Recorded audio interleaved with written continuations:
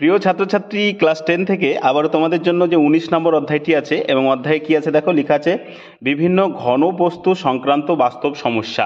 অর্থাৎ এটা একটা পরিমিতি অধ্যায়, এবং এই অধ্যায়ের অঙ্ক করতে গেলে তোমাদের বেসিক কনসেপ্টগুলো লাগবে পরিমিতির। যে এর আগের যে অধ্যায়ের যে অঙ্কগুলো করেছে, যেমন চোঙের, তারপর শঙ্কুর, তারপরে গোলকের, তারপরে ঘনকের, আয়তঘনকের, এই সমস্ত যে অঙ্কগুলো করেছো এবং তাদের যে সূত্র ছিল, আয়তনের সূত্র, ক্ষেত্রফলের সূত্র, ওই সূত্রগুলো এখানে প্রয়োজন হবে। ওই সূত্রগুলো যদি তোমাদের মনে থাকে বা ওই সূত্রগুলো যদি তোমরা বের করার ক্ষমতা থাকে, তাহলে এই অঙ্কগুলো পারবে। আর যদি ওগুলো ভুলে যাও, প্লিজ আমাদের চ্যানেলে আছে, সেই সূত্রগুলো দেখে নিতে পারো, অথবা বইয়ে আছে, বা ইন্টারনেট করে একটু ভিডিওগুলো, ওই সূত্রগুলো দেখে নেবে। ঠিক আছে, চলো আমরা প্রথম অঙ্কটা শুরু করছি। দেখো প্রথম অঙ্কটা কি বলছে। বলছে আনোয়ারদের বাড়ির সামনে একটি নিরেট লোহার স্তম্ভ আছে, থাকতেই পারে, যার নিচের অংশ লম্ববৃত্তাকার চোঙ আকৃতির এবং ওপরের অংশ শঙ্কুর আকৃতির। ঠিক আছে, এদের ভূমিতলের ব্যাসের দৈর্ঘ্য কত? 20 সেমি, এবং চোঙাকৃতি অংশের উচ্চতা 2.8 মিটার। তাহলে শঙ্কু আকৃতির উচ্চতা, অংশের উচ্চতা 22 সেমি হলে 1 ঘন সেমি লোহার ওজন যদি 7.5 গ্রাম হয়, তাহলে ওই স্তম্ভের ওজন কত হবে সেটা বের করতে হবে। তাহলে সর্বপ্রথমে আমরা কি করব, ছবিটা এঁকে নেব। ঠিক আছে, এটা 19 নম্বর অধ্যায়, এটা 19 নম্বর অধ্যায়ের প্রথম অঙ্ক, ফার্স্ট 1 নম্বর অঙ্ক।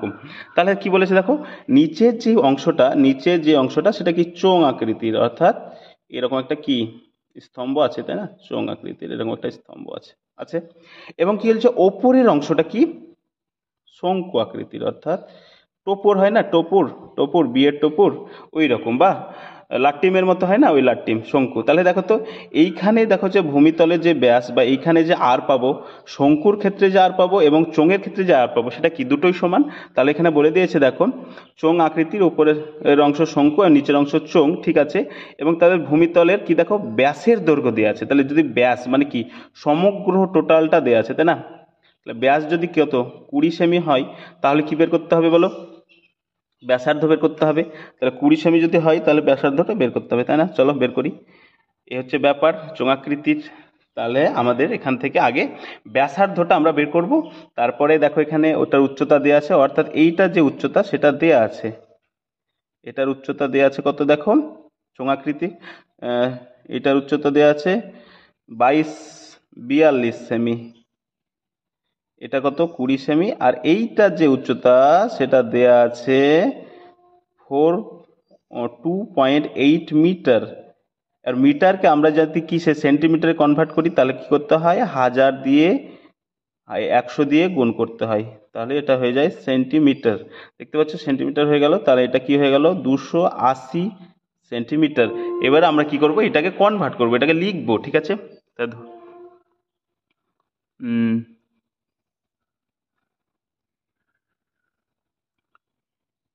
চোঙের ও শঙ্কুর ভূমিতলের ব্যাস কত, 20 সেন্টিমিটার।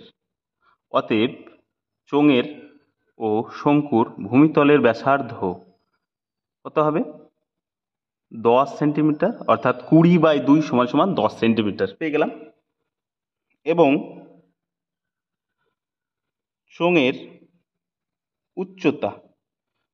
উচ্চতা কত বলো, উচ্চতা হলো 2.8 মিটার। তাহলে আমি এটাকে কি করব, সেমিতে কনভার্ট করব, কারণ সবগুলোই সেমিতে নেব। তাহলে 2 × 8 × 100, আমরা জানি কি মিটারটাকে সেমিতে নিয়ে গেলে 100 দিয়ে গুণ করতে হয়, তাই না? তাহলে সেটা সেন্টিমিটার হয়ে যায় বা সেমি হয়ে যায়।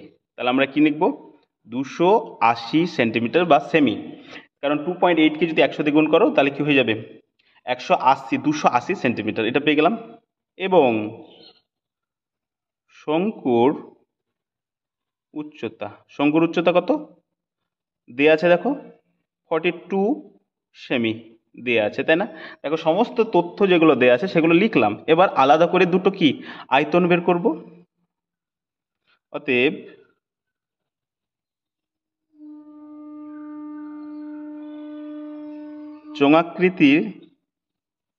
চোঙাকৃতির স্তম্ভের স্তম্ভের চোঙাকৃতির স্তম্ভের স্তম্ভের আয়তন, তাই না? এবার প্রশ্ন হচ্ছে, তোমাদের আগেই বললাম কি এই অঙ্কগুলো করার জন্য কি করতে হবে, তোমাদের চোঙের আয়তনেরটা মনে রাখতে হবে। চোঙের আয়তনের সূত্র ভালো করে মনে রাখো, পাই আর স্কয়ার এইচ। আর আয়তন সবসময় হয় ঘন একক, তাহলে এখানে ঘন আর একক কি আছে, সেমি, তাই ঘন সেমি। তাহলে কি পেলাম, পাই আর স্কয়ার এইচ। পায়ের মান এখানে কি বলো, পায়ের মান হচ্ছে 22/7। আর এর মান কত বলো, আর এর মান আমরা জানি কত, 10। তাহলে 10 × 10, দুবার দেখো স্কয়ার আছে মানে দুবার। আর এইচ এর মান কত, এইচ এর মান দেখো বেশ করেছি 280, তাহলে ঘন সেমি হয়ে গেল। এবার যদি আমি এটাকে কাটাকাটি করি তাহলে দেখো কত আসছে, দেখো এটা দিয়ে এটা কেটে যাচ্ছে, দেখো 4 × 7 = 28, অর্থাৎ 40 পাচ্ছি, তাই না? তাহলে এখানে যদি গুণ করি তাহলে কত আসছে, দেখো 4/22 88, কত হচ্ছে 88। আর কটা শূন্য থাকছে দেখো, একটা দুটো তিনটে, কত তিনটে, অর্থাৎ কত আসছে, একক দশক শতক হাজার, অর্থাৎ 88,000 ঘন সেমি আমি পেয়ে গেলাম চোঙাকৃতির স্তম্ভের। এবার আমরা কি করব, এবং শঙ্কু, এবার আমরা কিসের আয়তন বের করব, শঙ্কুর আকৃতির অংশের আয়তন, তাই না? আয়তন বের করব। তাহলে এর আয়তন বের করার সূত্র কি, এর আয়তন বের করার সূত্র হচ্ছে 1/3 পাই আর স্কয়ার এইচ, 1/3 পাই আর স্কয়ার এইচ ঘন সেমি, এটা হচ্ছে এর। তাহলে আমি এখানে কি লিখবো, 1/3 লিখলাম, পাইয়ের মানে কত 22/7 লিখলাম, ইন্টু আর মানে কত, আর মানে হচ্ছে এরও 10, আর এইচ মানে কত 42, এইচ মানে কত 42। তাহলে দেখো এবার যদি আমি কাটি কত আসছে, 3 × 7 = 21, 21 দিয়ে কাটলে কত আসছে, এটা 2, কত আসছে ঘন সেমি, তাই না? 2 আসছে। তাহলে দেখো 22 × 2 = 44, আর দুটো শূন্য আসছে, তাহলে কত পাচ্ছি, 4400 ঘন সেমি। তাহলে দুটো অংশের যখন আলাদাভাবে আমরা আয়তন বের করলাম তখন কি একটা পেলাম কত 88,000 ঘন সেমি, আর একটা পেলাম 4400 ঘন সেমি। তাহলে টোটাল কত ঘন সেমি এবার পেয়ে গেলাম। অতএব স্তম্ভটির মোট আয়তন, তাহলে মোট আয়তন কত হলো বলো, মোট আয়তন 88,000 প্লাস 4400 ঘন সেমি। যদি আমি এটাকে যোগ করি তাহলে কত আসবে, 92,400 ঘন সেমি। এবার দেখো আমাকে প্রশ্নকর্তা কি প্রশ্ন করেছে, বলেছে প্রতি ঘন সেমির ওজন যদি 7.5 গ্রাম হয় তাহলে মোট কত ওজন হবে, তাই না? অতএব অতএব অতএব যদি প্রতি গ্রাম লোহার ওজন 5 গ্রাম হয় তাহলে 92,400 প্রতি ঘন সেমি, তাই না?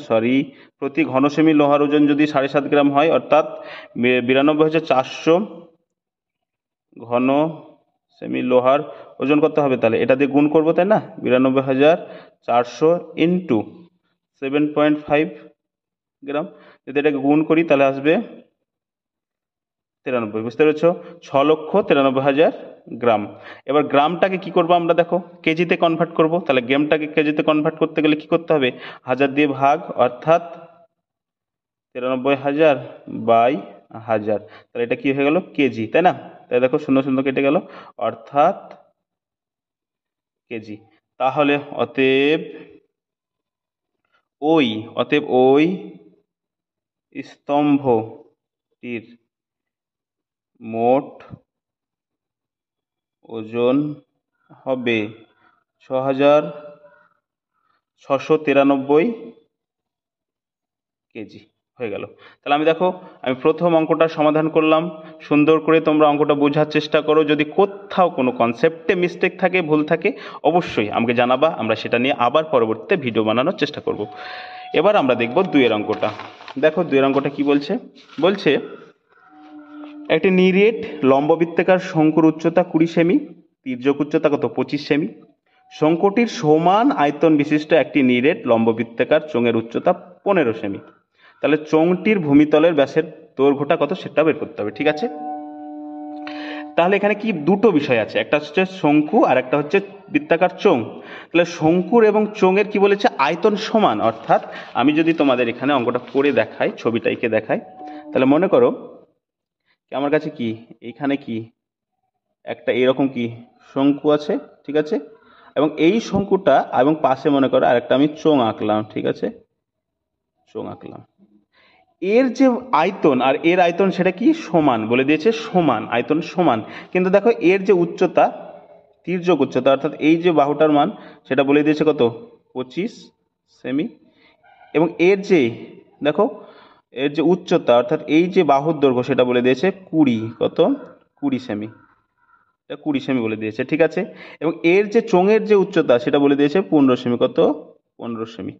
তাহলে এর যে এটা এই যে এটা সেটা বের করতে হবে, অর্থাৎ চোঙের যে ব্যাস আর ব্যাসার্ধ, তাহলে আর যদি বের করতে পারি তাহলে 2r অর্থাৎ ব্যাস বের করতে পারবো। তাহলে এখান থেকে আমরা কি করব, দেখো এইটা হচ্ছে কি উচ্চতা, এটা হচ্ছে ভূমি, আর এটা হচ্ছে তির্যক বাহু। এবার এইটা দেখো একটা দেখো সমকোণ হচ্ছে, দেখো পিথাগোরাসের দেখো সমকোণী ত্রিভুজ থেকে একটা সূত্র আছে না, অতিভুজ স্কয়ার সমান সমান লম্ব স্কয়ার প্লাস ভূমি স্কয়ার। ওইখান থেকে আমরা এইটা ভূমিটার মানটা বের করব, ঠিক আছে। তাহলে যেটা দেয়া আছে সেটা লিখি, 2 অঙ্কটা।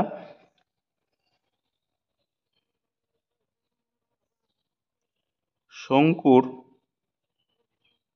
তির্যক উচ্চতা কত দেয়া আছে, তির্যক উচ্চতা সমান সমান 25 সেমি, এবং উচ্চতা কত দেয়া আছে 20 সেমি। অর্থাৎ অর্থাৎ অর্থাৎ ব্যাসার্ধ সমান সমান কি হবে, সেই সূত্র, কিন্তু এখানে কি আমরা তো এখানে ভূমি বলবো না, এখানে কি বলবো সরাসরি ব্যাসার্ধ। ব্যাসার্ধ সমান সমান 25 square minus 20 square, 25 square minus 20 square semi. তাহলে এখান থেকে দেখো 25 স্কয়ার মানে কত 625, 20 স্কয়ার মানে 400। তাহলে 625 থেকে যদি 400 বাদ দিই 225 ঘন সেমি সেমি তাহলে বাদ দিলে কত আসবে, বাদ দিলে যদি দেখো 225 এলো, আর 225 মানে কত 15 ইন্টু 15 225, আর আমরা জানি রুট ওভার দুটো থাকলে একটা বেরিয়ে যায়। তাহলে এই যে ভূমির সে মানটা কত পেলাম বলো, 15 সেমি পেয়ে গেলাম। এই মানটা কত পেয়ে গেলাম, 15 সেমি পেয়ে গেলাম, গুড। অতএব এবার আয়তনটাও বের করতে পারবো। অতএব শঙ্কুর আয়তন, শঙ্কুর আয়তনের সূত্র একটু আগে করলাম, কি বলো 1/3 পাই আর স্কয়ার এইচ, ঘন যেহেতু সেমি ঘন সেমি লিখে ফেললাম। এবার এখানে কি করতে পারি, আমি মান বসাতে পারি অথবা পরবর্তীতে মান বসাই, চলো মান বসিয়ে দিই। পায়ের মানটা বসাচ্ছি না, হ্যাঁ, আর এর মান কত দেখো 15, অর্থাৎ 15 স্কয়ার, আর এইচ এর মান হচ্ছে দেখো 20, আমি লিখে রাখলাম। এবার আমরা বের করবো চোঙ, ঠিক আছে। প্রদত্ত দেখো চোঙের আকৃতির, প্রদত্ত চোঙের আকৃতির নিরেট লম্বের কি দেয়া আছে দেখো 15 সেমি, কি উচ্চতা দেয়া আছে তাই না, লম্বের উচ্চতা কত 15 সেমি, ধরে নিলাম এটা 15 সেমি দেয়া আছে।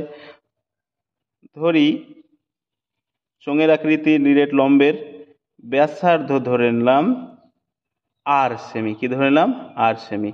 অতএব চোঙাকৃতি নিরেট লম্বের আয়তন কি হবে বলো, আয়তন কি হবে পাই আর স্কয়ার এইচ ঘন সেমি, একটু আগেই বের করলাম তাই না, একটু আগে বের করলাম। তাহলে এখান থেকে পায়ের জায়গায় পাই রেখে দিলাম, আর সমান সমান আর স্কয়ার বের করলাম, এইচ সমান সমান কত 15, এটা লিখে ফেললাম। এবার কি বলেছে দেখো, বলেছে কি এর যে আয়তন সেটার সঙ্গে এর আয়তন সমান, অর্থাৎ আমি বলতে পারি কি এই যে আয়তনটা আর এই আয়তনটা সমান, অর্থাৎ শর্তানুসারে লিখবো, শর্তানুসারে লিখবো। তাহলে শর্তানুসারে লিখলাম, তো এটা কি বলো পাই আর স্কয়ার 15 সমান সমান এটা কত বলো 1/3 পাই 15 ইন্টু 15 20, দেখো চলে এলো। তাহলে এখান থেকে দেখো কি কি কাটছে, দেখো পাই পাই কাটছে, 15 15 কাটছে। আর কি কাটছে দেখো, 3 দিয়ে যদি কাটি তাহলে কত আসছে দেখো, 5। কত আসছে 5। তাহলে আর স্কোয়ার সমান সমান কত আসছে দেখো, 5 20 100।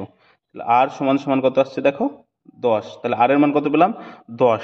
অতএব অতএব আমি বলতেই পারি যদি আর এর মান 10 আসে, আর আমার কাছে জানতে চেয়েছে কি দেখো, বলেছে চোঙটির ভূমিতলের ব্যাসের দৈর্ঘ্য, তাহলে কি আমি ব্যাসার্ধ পেয়ে গেছি, অতএব ব্যাসার্ধ না, চোঙটির, অতএব চোঙটির ভূমিতলের ব্যাস সমান সমান 2r সেমি। 2 এর জায়গায় 2 থাকবে, আর সমান সমান 10 সেমি সমান সমান 20 সেমি। দেখো আমার অঙ্ক সমাধান হয়ে গেল, 2 এর অঙ্কটা সমাধান হয়ে গেল। ঠিক আছে, একই রকম ভাবে আমি পরবর্তী অঙ্কগুলো নিয়ে আসবো, ততক্ষণ তোমরা আমাদের চ্যানেলের সঙ্গে জুড়ে যাবে। আর তোমাদের অন্য কোনো বিষয়ে ভিডিও চাইলে সেটাও বলবে। আসছি খুব তাড়াতাড়ি নতুন কোনো পর্ব নিয়ে।